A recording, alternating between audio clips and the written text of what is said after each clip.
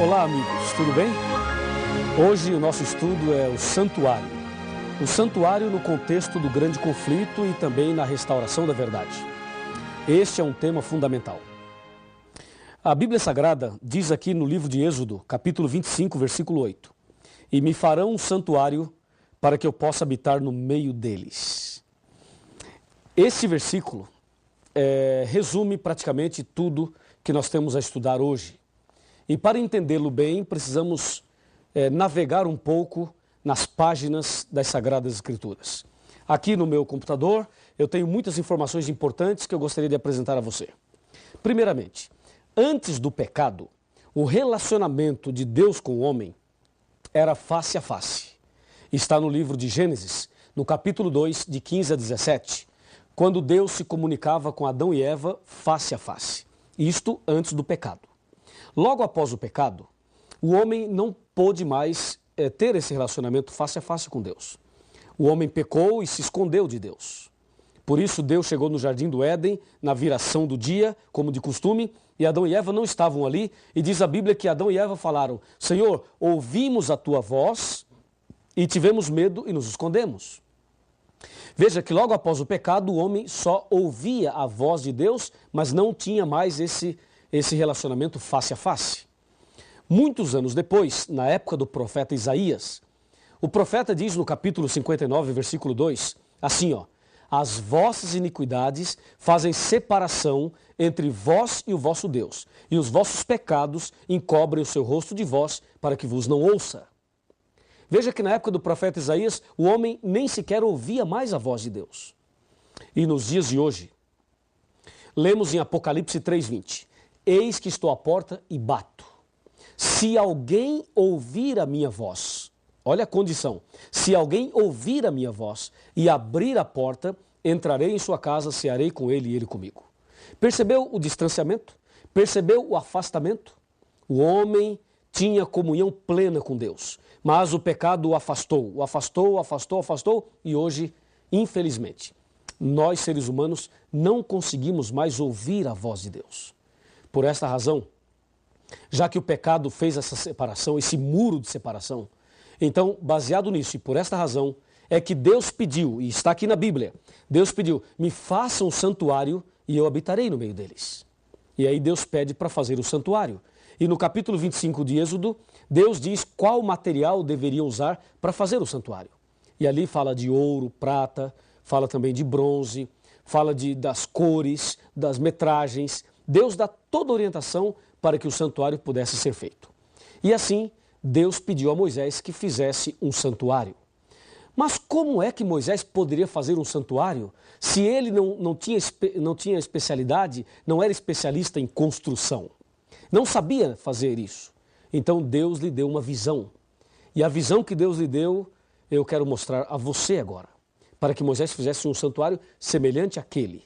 Vamos acompanhar? Vamos acompanhar na palavra de Deus, na Bíblia Sagrada. Que visão é essa? Que mensagem é essa? Que modelo é esse? Vamos lá? Vamos lá. Abra sua Bíblia no livro de Apocalipse, capítulo 11, versículo 19. E vamos ver aqui qual foi a visão que Deus deu a Moisés e que modelo é esse que Deus deu a ele, para que ele pudesse construir um santuário da forma correta. Diz aqui, Apocalipse 11, 19. Abriu-se então o santuário de Deus, que se acha no céu. E foi vista a arca da aliança, no seu santuário. E sobrevieram relâmpagos, vozes, trovões, terremoto e grande saraivada.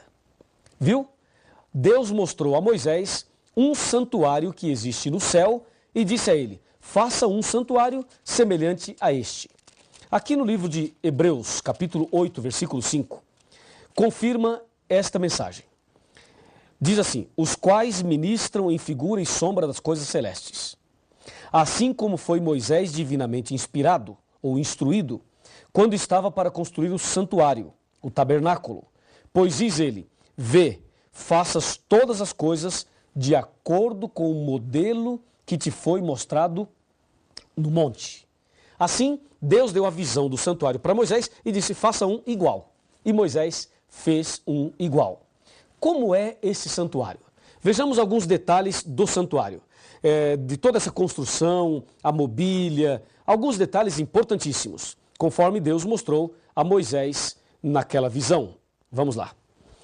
Aqui no meu computador eu tenho muitas informações que eu vou mostrar a você e você poderá acompanhar na Bíblia e também através das imagens. O santuário que Deus pediu que Moisés fizesse deveria ter um pátio, o lugar santo e o lugar santíssimo. Então vamos de novo. O pátio, o lugar santo e o lugar santíssimo. No pátio havia 2 objetos. Um altar de sacrifício de animais e uma bacia com água, ou uma pia, se você quiser falar pia, com água. Aí, entrando no lugar santo, tinha uma mesa com 12 pães, eram chamados pães da proposição, pães feitos da flor da farinha, sem fermento. Tinha uma pilha de 6 aqui e uma pilha de 6 aqui, 12 pães. Ainda no lugar santo, tinha um castiçal com 7 lâmpadas. Essas lâmpadas ficavam acesas de dia e de noite, continuamente. E o que fazia aquelas lâmpadas ficarem acesas era azeite, o azeite. Tinha também no lugar santo um altar de incenso. Esse altar ficava mais ou menos ali próximo à divisão para o lugar santíssimo, mas ainda no lugar santo. Um altar de incenso. Depois, passando para o lugar santíssimo, havia uma cortina grande, um véu enorme. Essa cortina chamavam de véu. Esse véu é que separava o santo do santíssimo. No lugar santíssimo havia uma grande arca, um caixote, uma arca de madeira revestida de ouro, e essa arca é conhecida na Bíblia como a Arca da Aliança ou Arca do Concerto. Ali estava no lugar santíssimo. Dentro desta arca, no lugar santíssimo, tinha o maná, a vara de Arão que floresceu e as 2 tábuas dos 10 mandamentos. Isso estava dentro da arca. Sobre a arca tinha uma tampa, e essa tampa chamava-se propiciatório. E sobre a tampa haviam 2 anjos, querubins feitos de ouro, assim, um curvado para o outro, assim, entendeu? Desse jeito. 2 anjos sobre a tampa da arca. E aí, no meio desses 2 anjos, sobre a arca, no lugar santíssimo, era exatamente ali que Deus se manifestava uma vez ao ano. Esse dia que Deus se manifestava era conhecido como o dia da expiação. Era o dia da reconciliação, o dia do juízo, o dia do perdão, o dia da misericórdia. Esse dia da expiação, Deus se manifestava ali, no lugar santíssimo, sobre a arca, entre os 2 querubins. Essa manifestação de Deus ali era conhecida como Shekinah. O Shekinah era a presença de Deus, uma nuvem de fogo com a presença do Deus Todo-Poderoso. Tudo isso que acabei de apresentar a você está em Hebreus capítulo 9, de 1 a 7. Lembrando que no lugar santo, o sacerdote entrava, e no lugar santíssimo, só o sumo sacerdote. O sacerdote entrava no lugar santo 2 vezes ao dia, e no lugar santíssimo, o sumo sacerdote sozinho, 1 vez no ano, ou ao ano. O que tudo aquilo significava? Para que aquele santuário? O santuário do Antigo Testamento era como uma escola para ensinar para o povo o plano da salvação. Até porque antes de Cristo morrer na cruz, as pessoas não tinham essa referência que nós temos hoje para obter o perdão pelo sangue de Cristo. Então, eles tinham o santuário e toda vez que cometia um pecado, eles deveriam pegar um cordeiro, o pecador levava o cordeiro até o pátio do santuário, ali ele se ajoelhava, colocava a mão sobre a cabeça do cordeiro, confessava os pecados a Deus e transferia a sua culpa do pecado para o cordeirinho. Depois pegava um facão e cortava o pescoço do cordeirinho. E aquele cordeirinho morria no seu lugar, e o sangue dele era usado ali no santuário pelo sacerdote, e o sacerdote então com o seu polegar direito fazia as impressões digitais nas pontas do altar. E o restante do sangue jogava no véu e derramava à base do altar. Levítico 4, de 27 a 30. Ali tem a descrição desse ritual do santuário. Assim, o santuário funcionou durante muitos anos antes de Cristo. Era uma tenda móvel que eles montavam e desmontavam. e fizeram isso mais de 40 vezes, aproximadamente 41 vezes, montando e desmontando o santuário. E assim eles faziam o ritual do santuário a cada dia durante o ano todo. Quando completava um ano fazendo tudo isso, então o sumo sacerdote entrava no lugar santíssimo para apresentar os pecados do ano todo a Deus. Deus se manifestava e, pela sua misericórdia, perdoava os pecados do povo. E esse dia era o dia da purificação do santuário, era o dia da expiação, era o dia do juízo. E aí eles faziam toda a limpeza do santuário, trocavam as cortinas, trocavam ali os tapetes, limpavam tudo, todo aquele sangue, tiravam tudo ali e o ano seguinte começava tudo de novo. E assim sucessivamente. Não é incrível tudo isso? É realmente impressionante. Agora, o que cada detalhe desse santuário significava? Primeiramente, o santuário tinha 3 portas. A primeira porta era da rua para o pátio. A segunda porta era do pátio para o lugar santo. A terceira porta era do santo para o santíssimo. Os judeus costumavam chamar essas 3 portas com os seguintes nomes. Da rua para o pátio chamavam de o caminho. Do pátio para o santo chamavam de verdade. E do santo para o santíssimo chamavam de vida. Então era comum falar caminho, verdade e vida.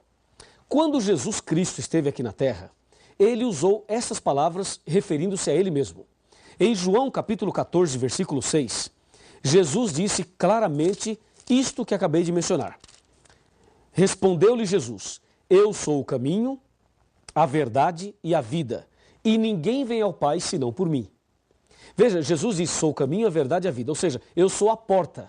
Se você pegar João capítulo 10, verso 7 e verso 9, Jesus diz, eu sou a porta. Quem entrar por mim será salvo. Entrará e sairá e achará pastagem. Confirmando aí, as 3 portas do santuário se aplicavam a Jesus. Aqui ainda nas ilustrações, veja, o altar de sacrifício que tinha no pátio, que está em Levítico 1, verso 9, era símbolo de Cristo que se entregou a si mesmo por nós como sacrifício a Deus. Efésios 5, verso 2. Ainda no pátio, aquela bacia com água, Êxodo 30, 18, era símbolo do Espírito Santo, João 7, de 37 a 39. Era símbolo da Bíblia, a palavra de Deus, Efésios 5, 26.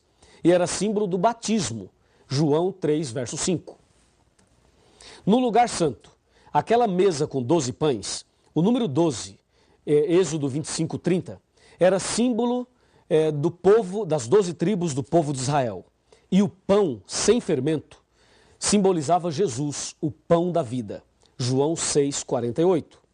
Lembrando que não tinha fermento, porque fermento era símbolo do pecado. E como Jesus nunca pecou, o pão tinha que ser sem fermento. Ainda no lugar santo tinha um castiçal com 7 lâmpadas. O número 7 representava as 7 igrejas do Apocalipse. Apocalipse 1, versículo 20. E isso está ligado a Êxodo 40, verso 24. E a lâmpada, a luz em si, que ficava acesa de dia e de noite, representava Jesus, a luz do mundo. João 8, versículo 12. Ainda no lugar santo, o altar de incenso. Êxodo 40, 26. Isto era símbolo ou representava a oração dos santos, o culto a Deus, que está em Apocalipse 5, versículo 3. No Santo dos Santos, no Santíssimo, tinha a Arca do Concerto, Êxodo 26, verso 33. Sobre o propiciatório era visível a presença de Deus. O que representavam então os objetos que estavam dentro da arca? O maná, a vara de Arão e as tábuas da lei. O maná representava o cuidado de Deus, que Deus proverá. Deus cuida de nós e provê o necessário para você e eu vivermos. A vara de Arão representava ali que Deus está no controle. É Deus que dirige a sua igreja, o seu povo e a nossa vida. É Deus que está no controle de tudo, inclusive da sua vida. Ali tinha também as tábuas da lei. As tábuas da lei representavam amor e justiça, ou o juízo final. Assim, você percebeu que o cordeirinho simbolizava Jesus, o sacerdote simbolizava Jesus, o sumo sacerdote simbolizava Jesus, as 3 portas simbolizavam Jesus, o sacrifício era o sacrifício de Jesus. Tudo que tinha no santuário era símbolo de Jesus. Por isso, veja o que aconteceu quando Jesus morreu na cruz, já que tudo representava Jesus, já que tudo era símbolo de Jesus. O que aconteceu quando Jesus morreu na cruz? Vamos ver? Me acompanhe aqui. Primeiramente, nós vamos abrir a Bíblia em Isaías 53, para você ter a certeza que tudo que tinha no santuário simbolizava nosso Senhor Jesus Cristo. Aqui está Isaías capítulo 53, a partir do versículo 3. Com muita solenidade eu vou ler. Era desprezado e o mais rejeitado entre os homens, homem de dores e que sabe o que é padecer. E como um de quem os homens escondem o rosto, era desprezado e dele não fizemos caso. Certamente ele tomou sobre si as nossas enfermidades e as nossas dores levou sobre si. E nós o reputávamos por aflito, ferido de Deus e oprimido. Mas ele foi traspassado pelas nossas transgressões e moído pelas nossas iniquidades. O castigo que nos traz a paz estava sobre ele, e pelas suas pisaduras fomos sarados. Todos nós andávamos desgarrados como ovelhas, mas o Senhor fez cair sobre ele a iniquidade de todos nós. Ele foi oprimido e humilhado, mas não abriu a sua boca. Como cordeiro foi levado ao matadouro, veja, como cordeiro foi levado ao matadouro, e como ovelha muda perante os seus tosqueadores, ele não abriu a sua boca. João Batista o reconheceu como Cordeiro de Deus. Quando João Batista viu Jesus ali no Rio Jordão, disse: eis o Cordeiro de Deus que tira o pecado do mundo. Sim, todo o ritual do santuário apontava para Jesus. Assim como o pecador confessava os pecados e transferia sua culpa para o Cordeirinho, e o Cordeirinho morria, assim também Jesus levou sobre si as nossas culpas, os nossos pecados. Todos os pecados Jesus levou sobre si. E, infelizmente, Jesus teve que morrer. Mas, felizmente, ele morreu. Porque se ele não morresse, nós não seríamos salvos. Ele levou sobre si os nossos pecados. Como o cordeirinho, também no Velho Testamento, simbolizava isto. Meu amigo e minha amiga. Agora que você entendeu muito bem isso, é preciso entender o último aspecto desse estudo. Aqui em São Mateus, no capítulo 27, no versículo 50 e no versículo 51, aqui diz: e Jesus, clamando outra vez com grande voz, entregou o Espírito. E eis que o véu do santuário se rasgou em 2 partes, de alto a baixo. Tremeu a terra, fenderam-se as rochas. Ou seja, quando Jesus morreu na cruz, todo aquele ritual do santuário acabou. Todo aquele sistema de sacrifício de cordeiros do passado perderam o valor quando Cristo morreu na cruz. Hoje, Jesus ressuscitou, ou melhor, já está ressuscitou ao 3º dia, e hoje ele está no céu, à direita de Deus, no lugar santíssimo do santuário, intercedendo por nós. O que Deus então espera de mim e de você? Por favor, vem aqui bem pertinho, quero falar algo muito importante para você. Pode se aproximar aqui, quero falar algo muito importante para você. Vem cá. Apocalipse 3:20 diz assim, eis que estou à porta e bato. Se alguém ouvir a minha voz e abrir a porta, entrarei em sua casa, cearei com ele e ele comigo. Lembra, no santuário tinha 3 portas. Jesus é a porta. E Jesus já abriu a porta da salvação para você quando morreu na cruz. Hoje, só falta você abrir a porta do seu coração. Como está o seu coração? Está fechado ou está aberto? Se ele estiver aberto, meus parabéns.